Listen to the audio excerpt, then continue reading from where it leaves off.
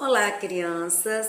Hoje, 20 de outubro de 2020, nós teremos a nossa aula de História.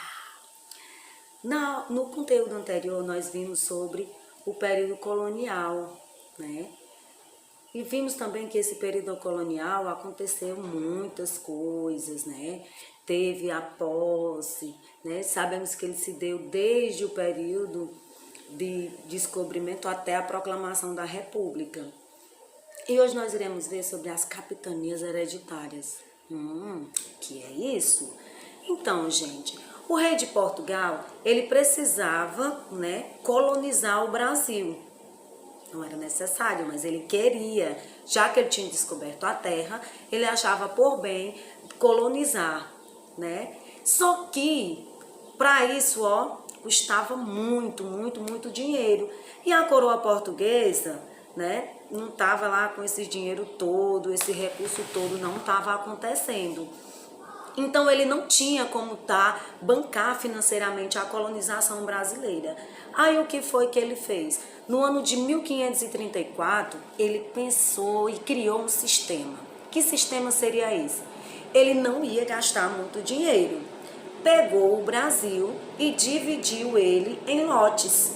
E esses lotes de terra foram chamados de capitanias hereditárias.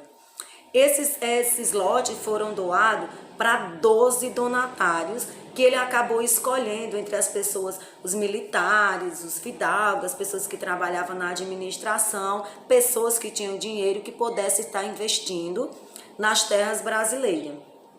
Então, se uma pessoa tinha dinheiro e ia ficar responsável por um lote de terra, então ele ia investir e parte do lucro que ele obtesse, ele ia pagar para a coroa, porque as terras eram portuguesas.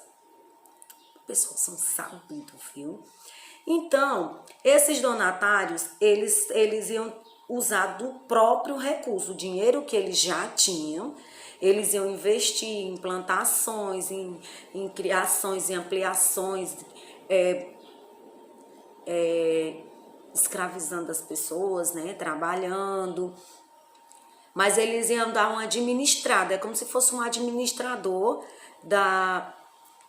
das terras, né? Ele não era dono, eles eram considerados donatários. E tinha uma coisa, as pessoas que recebiam essas terras, eles acabavam sendo passados de família para família.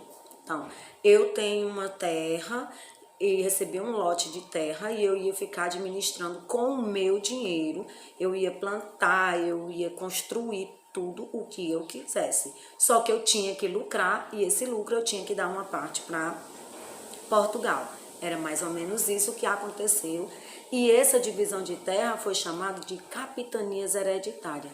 Ele pegou uma parte do Brasil, dividiu ao meio, eu vou estar mostrando o vídeo para vocês, dividiu o Brasil ao meio, né?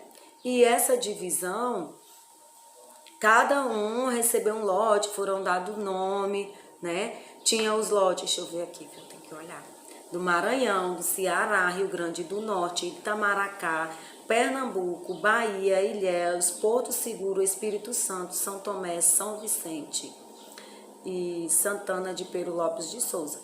Então, cada um recebeu um nome. Lá no livro de vocês, vocês podem estar observando, né, que tem a divisão dividido por cores, né? Tá bem divididozinho aí, bem explicado na página 116. E ele vai dizendo qual é, e fora, igualzinho, ele vai colocando o nome da pessoa que era responsável por aquele lote de terra. Então, as capitanias estavam indo razoavelmente bem. Só que aí ela começa a fracassar, não vai prosperar, os donatários começaram a perder o interesse, então ele não tinha recurso suficiente para continuar esse processo de colonização, sem contar que eles também sofriam o ataque indígena, porque quando conta na história, parece que eles chegaram e os índios ficaram assim, olhando, e não foi isso que aconteceu. Teve resistência, teve luta dos indígenas, teve luta dos africanos que estavam aqui, tinha luta dos franceses e os outros corsários ingleses que também queriam a propriedade das terras. Então, as capitanias começam a ser invadidas, começam a fracassar, né? Não resistem a tantos empecilhos. Então tem duas capitanias que elas acabaram se desenvolvendo muito, que foi a de São Vicente, que o dono era Martim Afonso de Souza, e a capitania de Pernambuco, que o donatário era Duarte Coelho. Foram dois nomes, né, que fizeram história nas terras. Então, por que só São Vicente, né, e Pernambuco? São Vicente, ele prosperou porque, como nós vimos, a cana-de-açúcar era considerado o ouro branco, né? Então, nessa capitania, Martim Afonso fez a plantação de cana-de-açúcar, criação de gado, né? E isso prosperou, rendeu muito lucro, até porque o açúcar era caríssimo e vendia para a Europa, então era o ouro, né?